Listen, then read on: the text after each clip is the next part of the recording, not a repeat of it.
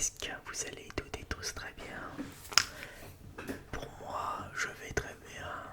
C'est le week-end, c'est le retour du printemps et ça fait plaisir. Les beaux temps arrivent, le beau temps, enfin le beau temps arrive avec deux trois crachats par-ci par-là, mais rien de bien méchant. Et nouvelle vidéo chuchotement pour mes derniers achats culturels, on va dire, du mois de mars 2025. Et on va commencer par de la musique et du rap, en particulier rap français, qui est, comme je l'ai dit, je pense que je l'ai dit dans ma précédente vidéo achat, que j'allais sûrement acheter les autres albums de PNL. Et bah voilà, je fais la moisson PNL en ce moment.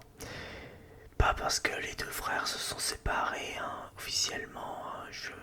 De toute façon, je voulais acheter leur album physique avant l'annonce de la séparation des deux frères. Et puis franchement, bon bah, que des excellents albums, bien sûr. J'ai mis beaucoup de temps à apprécier le PNL et surtout l'autotune. Quand on utilise bien l'autotune, et ben on peut créer des dingueries, on peut créer de la musique de malade. Et franchement, PNL ne dénigre pas la règle, puisque c'est de légendaires albums. Le Monde Chico qui a été leur premier gros succès, qui a fait connaître PNL en gros. Et après leur dernier album en date, sorti en 2019, Deux Frères. Deux Frères qui est pour moi, pour l'instant, leur meilleur album. Ils n'ont fait que d'améliorer leur projet de rap. Et je trouve les mélodies très bien. Enfin voilà, c'est chanteuse, tu vois. Les mélodies sont vraiment, ça nous évade, ça nous fait du bien aux oreilles.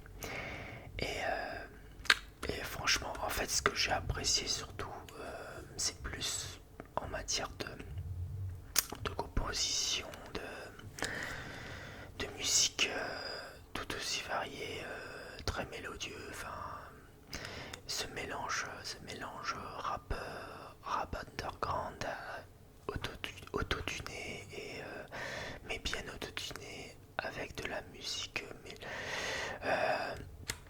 très harmonieuse, assez divers, assez à la fois mélancolique et rythmé.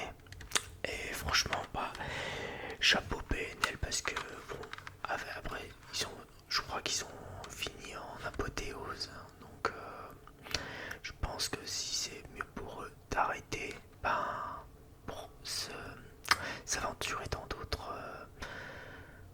autre chose que la musique. Donc bon, bah voilà, en fait, voilà, je me remets petit à petit, parce que ça dépendait de mes périodes. Des fois j'ai des périodes où j'écoute pas du tout de rap, ou des fois j'ai des périodes où musicalement je change de genre de musique.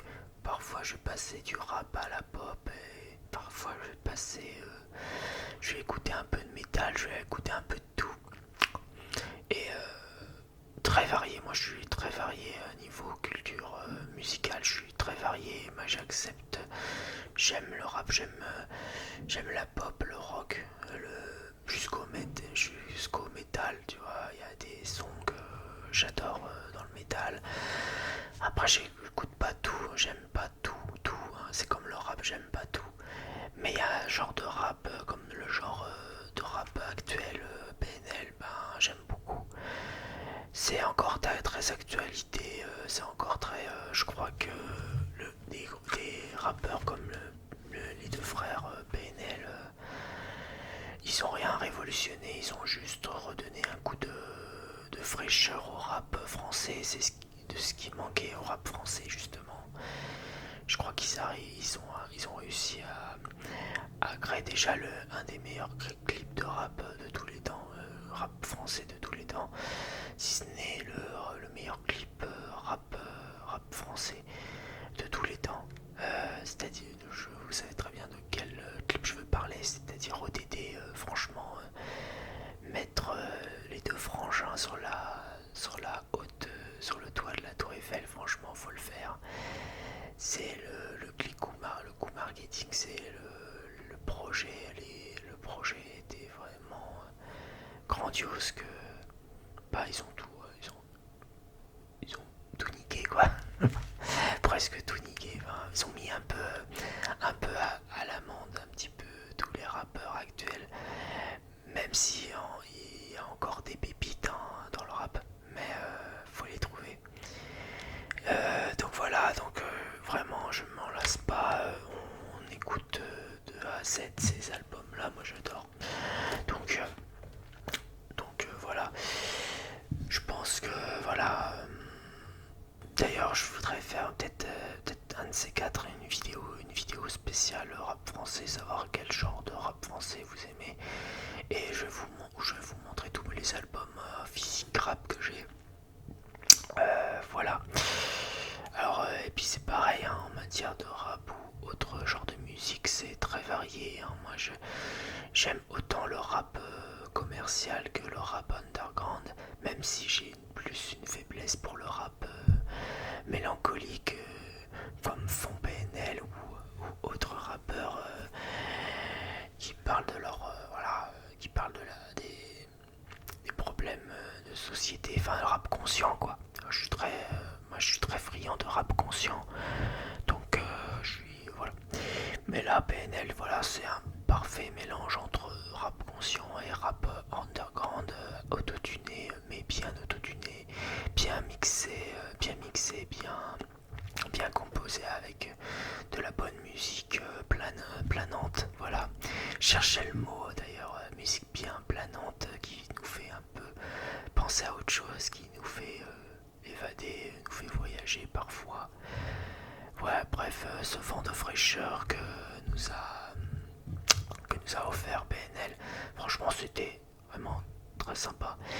Et voilà, bon bah, j'ai mis un peu de temps, j'ai mis du temps à apprécier ce genre de musique de rap actuel avec ce petit côté mélodieux et voilà, un peu nouveauté, voilà, c'est un petit peu, ils ont rien révolutionné, mais ils ont renoué un peu avec, ils ont renouvelé un peu le rap qui commençait à traîner, à se stabiliser en matière de recherche musicale et tout, etc.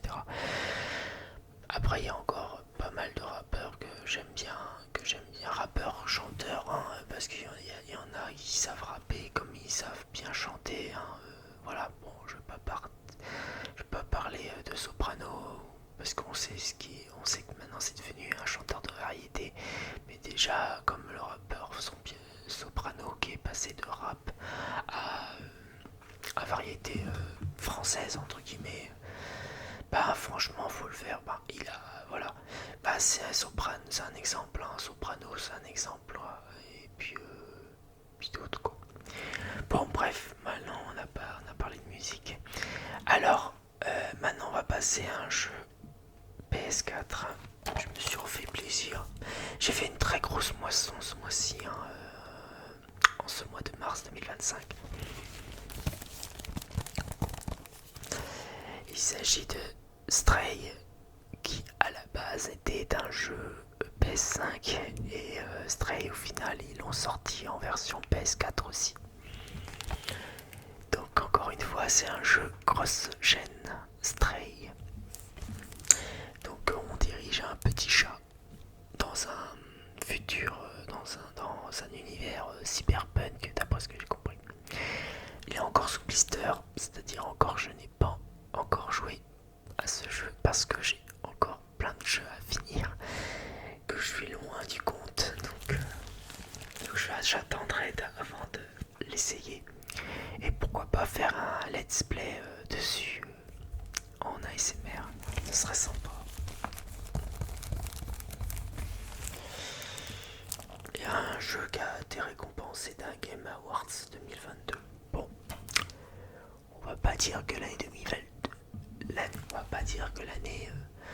2022 était une année enrichissante en matière vidéoludique.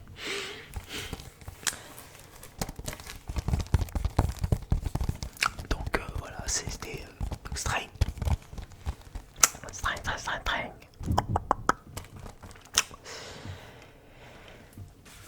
Donc je peux rien dire là-dessus, rien dire sur le jeu puisque je l'ai pas encore joué, Allez, maintenant passons au film. Et en film, beaucoup de sorties de films en ce moment que j'ai acheté. Des nouveaux films que je n'ai pas vus au cinéma, mais que j'ai vu en Blu-ray et en DVD parce que faute de mieux, je n'ai pas trouvé de version Blu-ray sur certains films. Mais c'est pas grave, je vais commencer par les DVD. Déjà, un film que je n'ai pas vu mais qui a été récompensé au Festival de Cannes, dont meilleur acteur et prix du jury.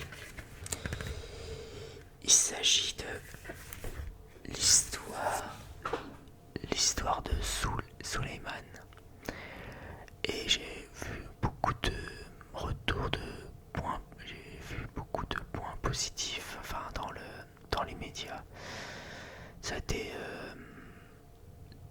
alors c'est pas vraiment un film, c'est plus un film documentaire, un peu film documentaire de la vie, du parcours d'un migrant sous OQTF. Comment il faisait pour s'en sortir, comment il faisait pour survivre face à la menace d'expulsion. Et c'est un peu un témoin de tout ce qui se passe chez les migrants qui arrivent en France illégalement, malheureusement. Alors c'est un débat sans fin, l'histoire des migrants illégaux, faut-il les expulser ou pas? Et ben en fait je pense qu'il y a malheureusement il y a deux poids deux mesures et ça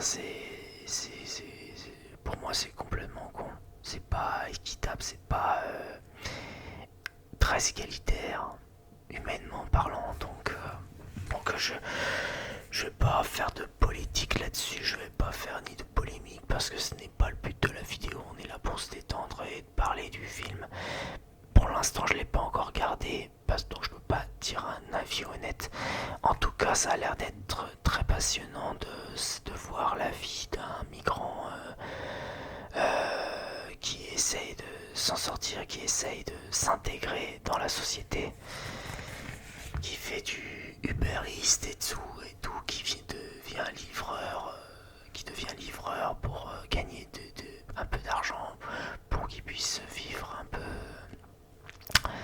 et s'intégrer et avoir son combat pour être régularisé, c'est-à-dire avoir les papiers quoi.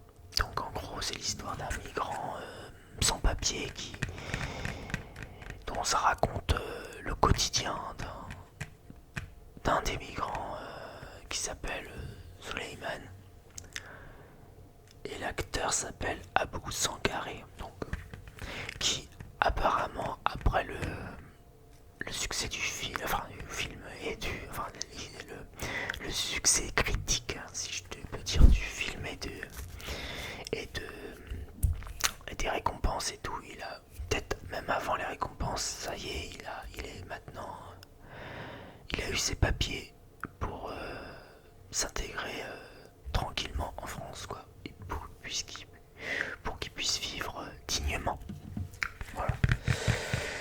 Donc ça apparemment c'est un film bouleversant et donc à voir au moins une fois, savoir si ça vaut le coup. Après c'est toujours très intéressant les films sur la société, sur les problèmes fondamentaux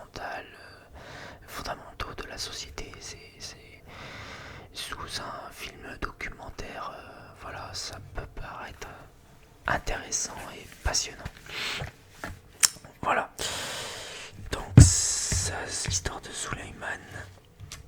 Donc à voir et à forger mon propre avis là-dessus. Par contre, celui-là, je l'ai vu. Je l'ai vu il y a une semaine. Il s'agit d'un film d'animation.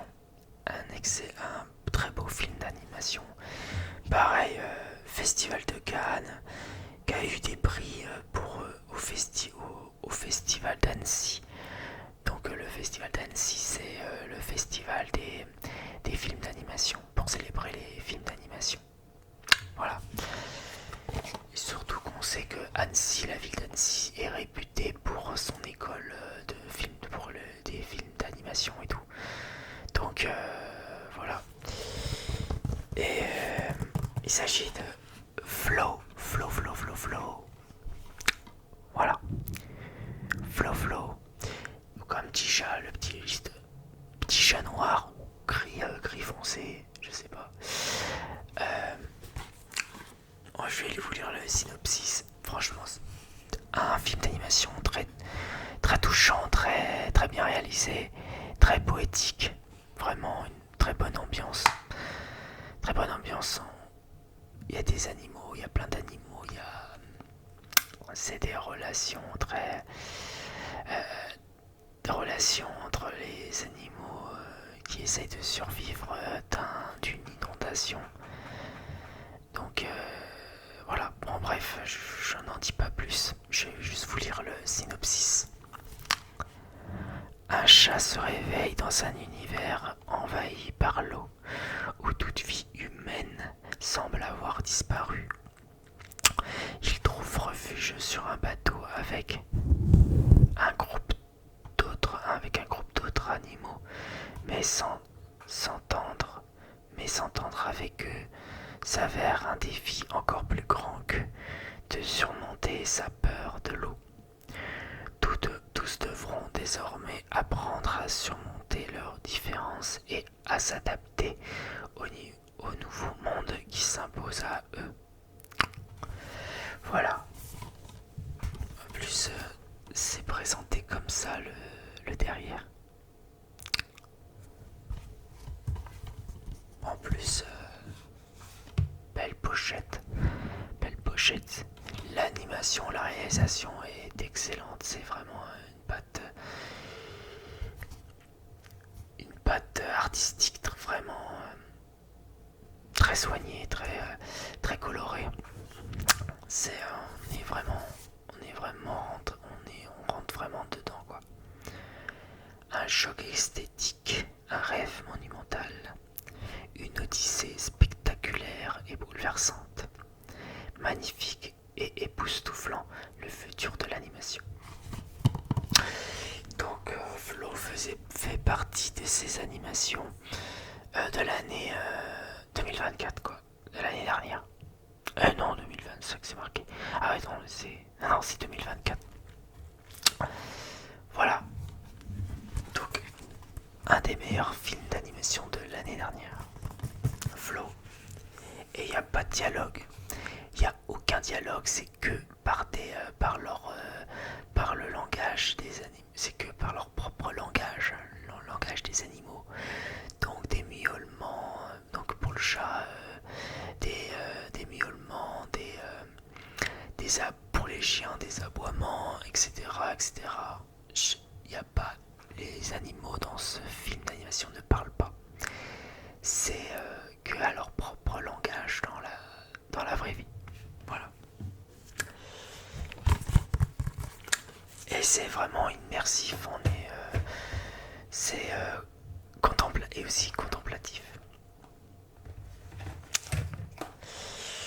Alors maintenant passons deuxième film d'animation en Blu-ray cette fois, que je n'ai pas encore vu. Oui, parce qu'il y en a que j'ai vu et d'autres j'en ai pas vu. Et comme l'histoire de Suleyman, je l'ai pas encore vu. Ce film d'animation, pareil, je l'ai pas encore vu. Mais je sais que ça fait partie d'un des films d'animation de l'année dernière aussi. Si ce n'est le meilleur film d'animation de l'année dernière.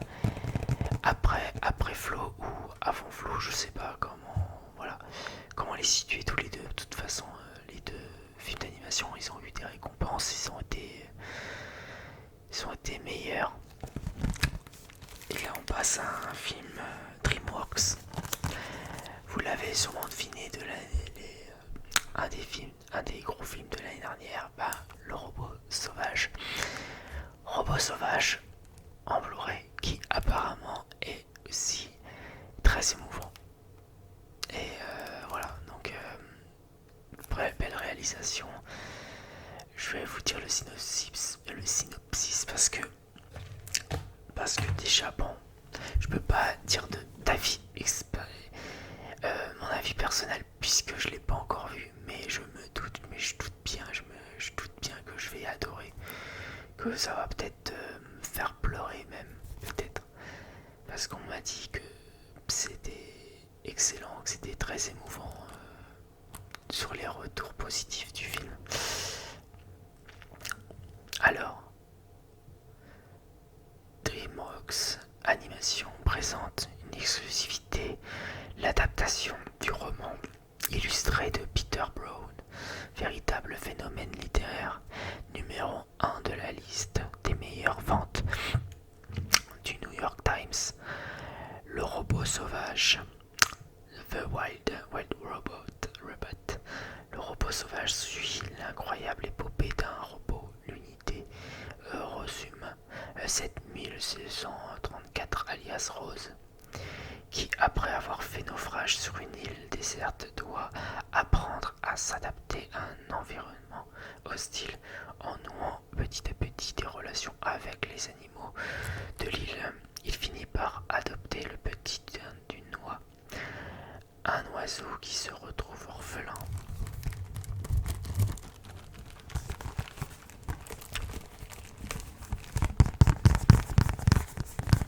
Allez, petits moments sont déclencheurs pour le papier plastique comme d'habitude. Bon, c'est comme d'habitude, hein, j'ai pas d'ongle. Hein. Bon, si, ça y est, j'ai réussi.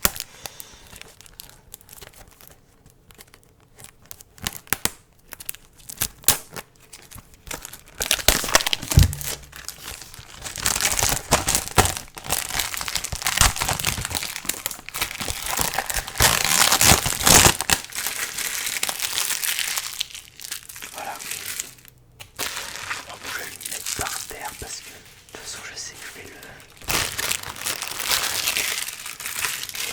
je vais le ramasser après. Ah, c'est chez moi, je fais ce que je veux. Bon, mais qu'importe, on s'en fout. Voilà, petit Blu-ray, le robot sauvage, classique. Le support est classique, hein, c'est pas une édition, il n'y a pas d'édition collector, voilà. Mais j'ai hâte de le voir. Je pense que je pourrais le voir demain, un dimanche. Voilà, tranquille chez moi. Ou avec quelqu'un, avec un ami, une amie, bref. Familial aussi.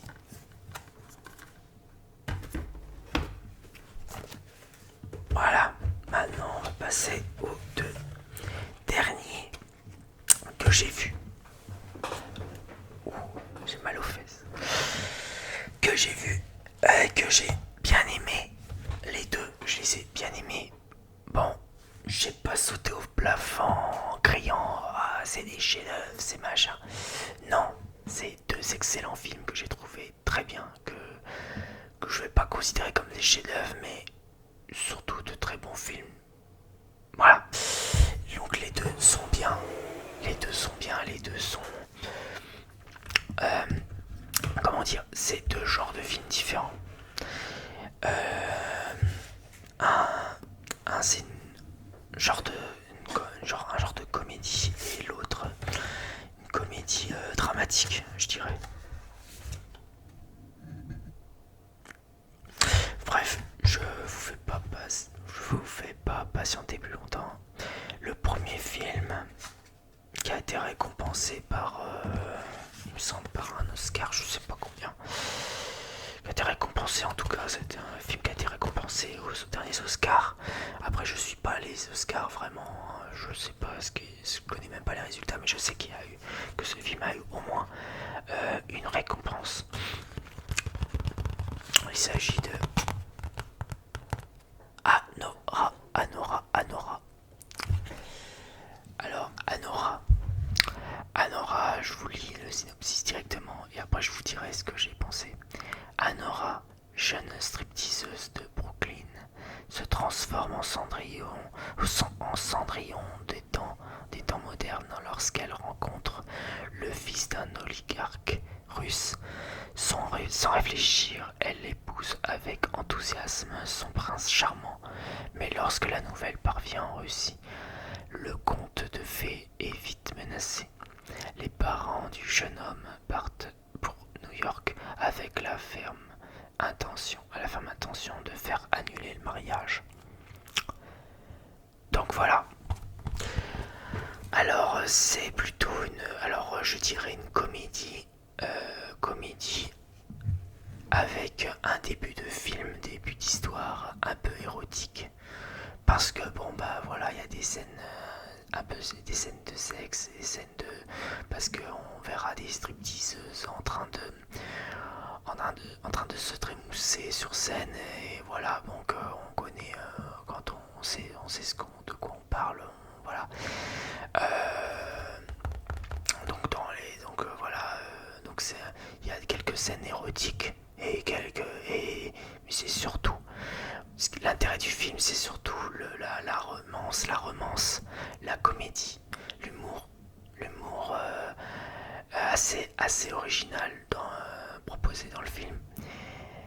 Parce que ça change complètement, ça passe de comédie romantique à comédie un peu déjonctée, à l'humour un peu périlleux. En fait, c'est voilà tout simplement l'histoire d'une jeune, je n'en dirai pas plus, l'histoire d'une jeune stripteaseuse qui croyait avoir trouvé l'amour parfait, son prince charmant qui au final n'en est pas vraiment. Enfin, donc elle va se retrouver dans une spirale infernale, elle va affronter divers péripéties. Donc c'est quand même assez marrant. Alors la réalisation est assez classique, hein. Il y a de bonnes musiques, une bonne BO aussi. Voilà, on s'ennuie pas. C'est un film où on s'ennuie pas. Voilà, c'est quand même. Non, c'est vraiment. Je dirais pas. C'est comme je disais tout à l'heure. Je trouve pas que c'est. Je sais pas si ça le mérite d'avoir eu au moins une récompense, un Oscar, et en plus il y a eu Palme d'Or au Festival de Cannes de l'année dernière. Est-ce que ça, après beaucoup se posent la question, est-ce que ça avait le mérite que ce film soit récompensé? Je sais pas, moi je ne suis pas jury, je ne suis pas un gros cinéphile, je suis un cinéphile quand je veux. En fait, je suis pas un gros cinéphile, je fais pas collection de tous les films, j'ai pas regardé tous les films de l'année dernière. Justement, je suis en train de rattraper un peu le temps perdu des films que je n'ai pas vus en 2024. Et je peux pas dire. Donc est-ce que là, après déjà, est-ce que le mérite existe vraiment? J'en suis pas sûr. J'en suis pas certain que les films, si qu'il existe une certaine méritocratie sur certaines œuvres. Je ne pense pas, mais je pense que c'est le divertissement. Je pense que c'est parce que c'est un film très divertissant, à la fois, voilà, comme je disais au début, un peu, ça passe de l'érotisme au romantique, ça passe de romantisme à humour déjoncté, on ne s'y attend pas.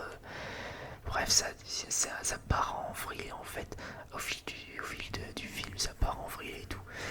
Mais, donc ça reste un film pour moi, une comédie assez cocasse, assez classique, mais dans le sens de ce qu'il propose, je trouve ça assez drôle, je trouve ça très bon. Et voilà, puis voilà. Certes, on a connu mieux, partie de ces films qu'il faut voir quoi, au moins une fois. Parce que voilà, ça vaut quand même le détour. C'est un film un petit peu pas à la veine d'un Emilia Pérez. Emilia Pérez, c'était touchant dans sa manière de montrer la transidentité. Là, il n'y a pas de transidentité, hein, c'est juste, voilà, une striptease, l'histoire d'une stripteaseuse, voilà, c'est pas la même histoire, ça n'a rien à voir entre Emilia Pérez et Anora. C'est deux histoires différentes, ça n'a rien à voir parce que Emilia Pérez c'est plus un film dramatique, c'était plus un film dramatique, comédie musicale de d'Audiard. Et là, Anora, c'est une toute autre proposition, c'est une comédie. Là, c'est plus, là, il est considéré plus comme une comédie plus qu'autre chose. Voilà. Et franchement, j'ai bien aimé, j'ai presque autant aimé, voire peut-être un peu plus aimé Anora que Emilia Pérez, mais ça, ce n'est purement subjectif. Mais de toute façon, les deux films, ils sont excellents, et entre Anora et Emilia Pérez, les deux films, c'est deux excellents films. Où, encore une fois, je ne crie pas au chef-d'œuvre, mais je crie un film excellent, bien réalisé, l'ambiance est bonne, c'est très divertissant, c'est très très varié. Les situations sont très, voilà, c'est vraiment, on s'ennuie pas. Voilà, c'est des genres de films où on s'ennuie pas et c'est très intéressant. Voilà.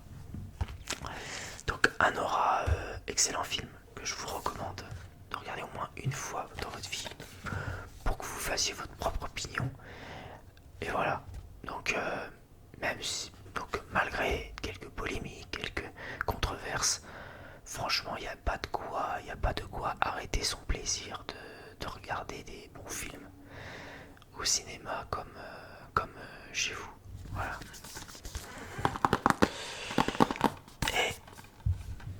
Et un vrai grand film français, là, cette fois. L'amour ouf de Gilles Lelouch. Et c'est l'histoire, ça se passe dans les années 80. Dans le nord de la France, Jackie et Clotaire grandissent entre les bancs du lycée et les docks du port. Elle étudie, il les traîne, lui il traîne, et puis leurs destins se croisent, et c'est l'amour fou. La vie s'efforcera de les séparer, mais rien n'y fait. Les deux là sont comme les deux ventricules du même cœur.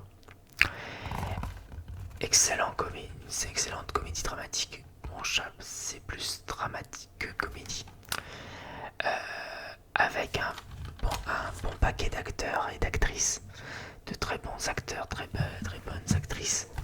Dans le lot, il y a Alain Chabat, il y a Benoît Poelvoorde, il y a un autre, je connais pas tous les noms, mais je crois que tous les noms sont marqués en dessous de la pochette, enfin, voilà, de l'illustration. Il y a Adèle Exarchopoulos, oh là là, j'ai du mal à le prononcer. Bon, il y a Adèle quoi, en tout cas. Son nom de famille, j'ai du mal à le prononcer. François Civil, Mallory Wanek, Malik Frika, Alain Chabat, Benoît Poelvoorde, Vincent Lacoste, Jean-Pascal Zadi, Élodie Boucher, Karim Leclou, Raphaël Quenard, excellent Raphaël Quenard comme acteur de ces dernières années, et Anthony Bajon. Donc une passion magique, un film coup de foudre et coup de poing, démesuré, romanesque, un grand film générationnel, une merveille de tendresse et de violence, un film qui donne envie d'aimer. Ouais, ça se passe en plusieurs drames, ça se passe en plusieurs années, parce qu'on passe du début à la fin, on passe de l'enfance à l'âge adulte. Voilà. Donc c'est chronologiquement bien filmé, bien ficelé, un film vraiment passionnant. Voilà, très grand film. Pour un premier film de Gilles Lelouch, ben, j'ai envie de tirer mon chapeau parce que c'est vraiment un très bon film romantique et dramatique, ce qui est où ça mélange, voilà, romantisme et scènes d'action et tout. Il y a, voilà, c'est très, voilà, on passe de bons moments, de l'émotion, de l'action, voilà, c'est un petit cocktail de plaisir cinématographique, ce film. Franchement, et vraiment, pour une histoire d'amour, c'est très, pareil, très divertissant, très varié, ça nous tient en haleine. C'est un film qui nous tient en haleine de bout en bout. Et c'est bien pareil, bien réalisé, avec de bonnes musiques, une belle ambiance, une bonne ambiance. Et franchement, pour un film qui dure 2h40, franchement, j'ai pas vu le temps passer parce que j'étais quand même à fond, parce que le film certes était très long, mais franchement, j'ai pas vu le temps passer, c'était vraiment passionnant comme film. Donc, très grand film, un des meilleurs films français de l'année dernière, avec Le Comte de Monte-Cristo et d'autres bons films français. Je pense on peut dire que l'année 2024, au niveau film français, il y a eu pas mal de bonnes surprises. Il y a eu pas mal de bonnes surprises l'année dernière pour des films français. Parce que c'est vrai que ces derniers temps, avant et avec l'avant et l'après-Covid, niveau film français, on n'était pas très gâté, hein, niveau qualité des films actuels français. Mais là avec le film de Gilles Lelouch, on remonte enfin un peu le niveau cinématographiquement bien réalisé et tout, de qualité, de bonne qualité, avec voilà, à la française, tout simplement, avec un bon paquet d'acteurs, actrices, tous aussi qui jouent tout aussi bien les uns que les autres. Voilà. Donc ils sont bien dans leur rôle, ils ont super bien joué. Bref, excellent film. Donc si ce n'est le meilleur film de l'année 2024. Voilà, mes chers amis, j'ai fini pour cette vidéo spéciale derniers achats culturels du mois de mars 2025. J'espère, comme d'habitude, cette vidéo vous aura plu. Je sais que vous aimez beaucoup ces vidéos sans cut, enfin sans montage et enfin des vidéos authentiques, sans coupage, voilà, sans découpage, tout ça. Ça vous plaît aussi beaucoup, côté spontané, authentique. Donc voilà, il y a des moments où je vais faire des vidéos avec montage parce que quand j'ai envie de travailler sur des gros projets, bah on est obligé de passer au montage. Mais là, pour des vidéos simples comme ça, simples mais efficaces, il n'y a pas de problème. Moi, j'aime beaucoup faire ce genre de vidéos simples mais efficaces pour vous faire partager toutes mes passions et vos passions. N'hésitez pas à me dire ce que vous en pensez de tout ça en commentaire. Sur ce, lâchez des likes comme d'habitude, comme je fais d'habitude, je dis toujours en fin de vidéo. Lâchez des likes, partagez et abonnez-vous. Vous êtes les bienvenus dans ma chaîne. Allez, sur ce, portez-vous bien, prenez bien soin de vous et de vos proches et la paix sur vous. Bonne soirée, bonne journée, merci beaucoup. Ciao, ciao.